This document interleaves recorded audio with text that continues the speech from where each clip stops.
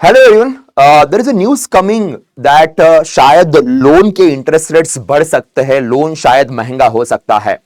अब ये न्यूज क्यों आ रही है और लोग इसके बारे में इतने चिंतित क्यों है, उसके पीछे ये पर्टिकुलर अनाउंसमेंट है आरबीआई का। RBI increases risk weightage to the consumer credit exposure of the banks NBFCs to 125% from the 100%। अब ये जो न्यूज आर्टिकल आप देख रहे हो, द हिंदू का न्यूज आर्टिकल है और बहुत सारे न्यूज़पेपर के अंदर ये आर्टिकल आपने पढ़ा होगा, ये न्यूज शायद आपने सुनी होगी।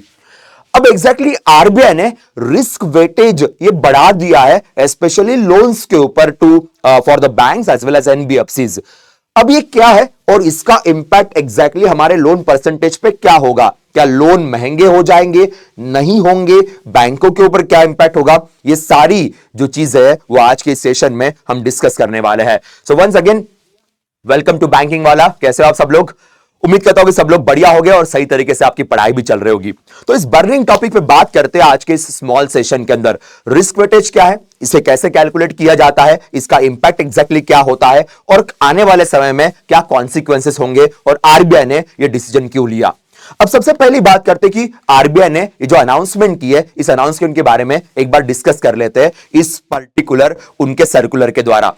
ये सर्कुलर जो है ये नॉर्मली गवर्नर साहब का 6 अक्टूबर में गवर्नर साहब ने कहा था कि we are going to make some changes, कुछ चेंजेस हम लोग करेंगे और उसी 6 अक्टूबर के गवर्नर साहब के स्टेटमेंट को फॉलो करते हुए 16 नवंबर को यह सर्कुलर आया। इस सर्कुलर में यहां पे कमर्शियल बैंकों की बात की, एनबीएफसीज की बात की गई और क्रेडिट कार्ड्स की बात की गई है और यहां पे लिखा गया है कि पहले जिन लोन्स के ऊपर 100% रिस्क वेटेज कैलकुलेशंस था उसे बढ़ा के 125% किया जाए और जिन क्रेडिट कार्ड्स के ऊपर 25% का इंक्रीमेंटल किया जाए, मींस 125 होगा तो 150 के, सो उसके ऊपर इस in that way they are going to calculate, इस तरीके से उसे कैलकुलेट किया जाएगा, ऐसा मेंशन किया गया है। अब एग्जैक्टली क्या है ध्यान दीजिए। कैसा होता है, यहां पे रिस्क वेटेड एसेट नाम का एक कंसेप्ट होता है जिसे हम लोग कहते हैं आरडब्ल्यूए। ये शॉर्ट फॉर्म फुल फॉर्म के तौर पे एग्जाम में आता है। रिस्क वेटेड एसेट, एसेट्स का मतलब है लोन। तो जब भी बैंक किसी को लोन देती है, बैंक जब लोन प्रोवाइड करती है उसे एसेट कहा जाता है बैंकिंग की भाषा में। अब बहुत सारे लोन्स के ऊपर रिस्क होती है, लगभग every loan is having certain risk. जैसे सपोज मैंने पर्सनल लोन ले लिया और मैंने वापस नहीं किया तो ऑब्वियसली बैंकों के लिए वो रिस्क बन गई। सपोज स्टील इंडस्ट्री को लोन दे दिया और स्टील इंडस्ट्री घाटे में चली गई तो ऑब्वियसली बैंकों के लिए वो रिस्की बन जाएगा। तो हर लोन के ऊपर रिस्क होती है। जैसे हम लोग कहते हैं कि there is something called credit risk, there is something called market risk and there is something called operational risk। तो ऐसे तीन टाइप की रिस्क नॉर्मली देखने को मिलती है। क्रेडिट रिस्क का मतलब है विजय माल्या, नीरव मोदी, जो हम लोग हमेशा कहते हैं कि भाई इन्होंने पैसा ले लिया, वापस करने लायक सिचुएशन थी फिर भी देश छोड़ के भाग गए, तो ये क्रेडिट रिस्क का बेस्ट एग्जांपल है। ऑपरेशनल रिस्क की मतलब ये होता है कि बैंकों के ऑपरेशंस में गड़बड़ी आ गई, कुछ सपोज गलत ट्रांजैक्शंस हो गए, उनका सिस्टम हैक हो गया या फिर इंटरनली किसी ने फ्रॉड कर लिया, उसे ऑपरेशनल रिस्क में हम लोग डालेंगे। एंड मार्केट रिस्क का मतलब है कि फाइनेंशियल मार्केट में फेल्योर आ गया, शेयर मार्केट में फेल्योर आ गया या आपकी मनी मार्केट सिस्टम फेल हो गई, तो उस सिचुएशन में बैंकों को कभी कभी प्रॉब्लम फेस करनी पड़ सकती है। तो ये मार्केट रिस्क के अंदर ये कंसेप्ट आते हैं। अब आरबीआई का ये कहना है, आरबीआई ने ये कहा है कि there are two types of loan, secured and unsecured loan. तो स्पेशली जो अनसिक्योर्ड लोन है, जैसे फॉर एग्जांपल पर्सनल लोन होगा, फॉर एग्जांपल क्रेडिट कार्ड्स की बात की गई है, या फिर रिटेल लोन्स नाम का कंसेप्ट आजकल बहुत ज्यादा चर्चा में चल रहा है। जैसे लोग शॉपिंग करते वक्त भी लोन ले लेते हैं, मोबाइल खरीदते वक्त, इलेक्ट्रॉनिक गैजेट्स खरीदते वक्त, आजकल तो कपड़े और शूज खरीदते वक्त भी आपको लोन फैसिलिटी मिल जाती है। तो ये रिटेल लोन, ये अनसिक्योर्ड लोन है। इन अनसिक्योर्ड लोन के ऊपर पहले 100% रिस्क कैलकुलेशंस किए जाते थे, अब ये रिस्क कैलकुलेशंस 125% किए जाएंगे। मींस रिस्क का वेटेज यहां पे बढ़ा दिया है आरबीआई ने। अब आरबीआई ने यहां पे रिस्क का वेटेज बढ़ा दिया तो फिर उसका इंपैक्ट क्या होगा? उसका इंपैक्ट ये होता है, हमारे पास एक कंसेप्ट है जिसे कहते हैं कैपिटल एडिक्वेसी रेशो कहा जाता है, capital to risk weighted asset ratio भी हम इसे कहते हैं। इसमें क्या होता है कि जो बैंकों का कैपिटल है उसके हिसाब से जो रिस्क वेटेड एसेट्स है उसको डिवाइड किया जाएगा। अब इसका परसेंटेज बढ़ा दिया है। अगर इसका परसेंटेज बढ़ा दिया तो जो पैसा आपको मेंटेन करना है, पहले सपोज फॉर एग्जांपल आपको 9% मेंटेन करना होगा, के तो यहां पे आपको थोड़ा सा एक्स्ट्रा पैसा मेंटेन करना पड़ेगा। तो मींस बैंकों के साथ क्या होगा, बैंक सपोज किसी को लोन दे रही है तो पहले 100% के हिसाब से कैलकुलेशंस हो रहे थे, अब कैलकुलेशन 125% के हिसाब से होंगे, तो ज्यादा सेफ्टी, ज्यादा सिक्योरिटी निकाल के रखनी पड़ेगी, ज्यादा पैसा साइड में निकाल के रखना पड़ेगा।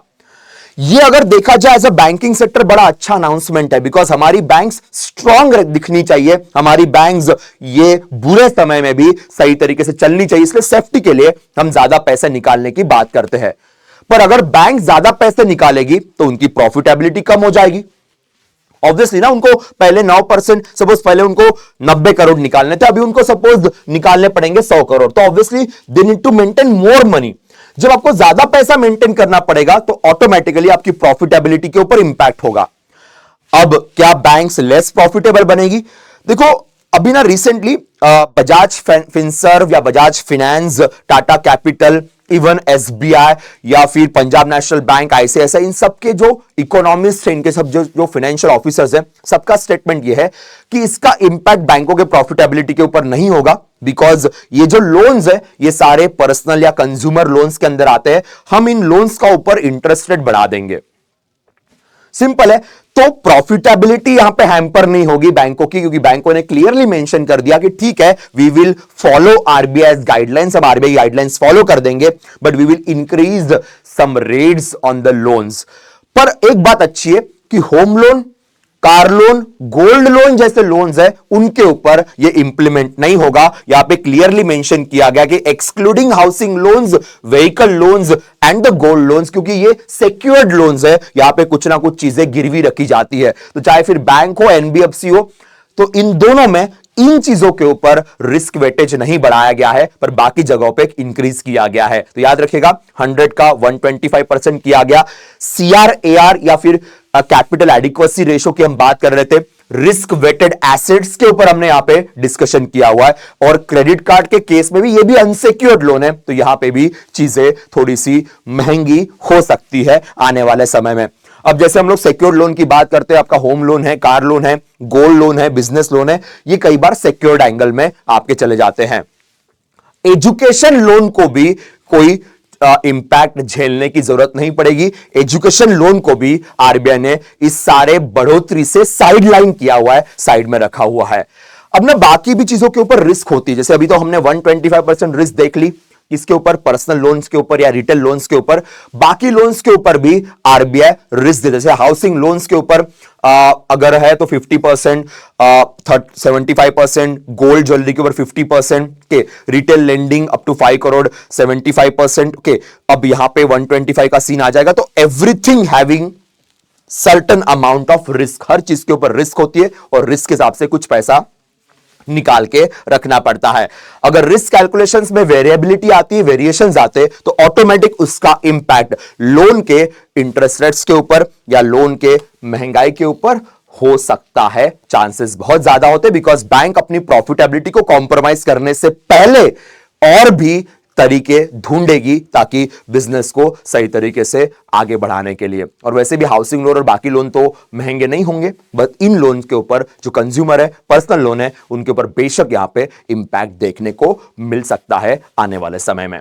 एग्जाम के लिए ये पॉइंट या एग्जाम के लिए न्यूज बहुत ज्यादा जरूरी है, और साथ में आपके रेगुलर लाइफ के लिए भी काफी इंपॉर्टेंट है। सो कीप वॉचिंग बैंकिंग वाला, will see you with another topic. तब तक के लिए बाय बाय, टेक केयर।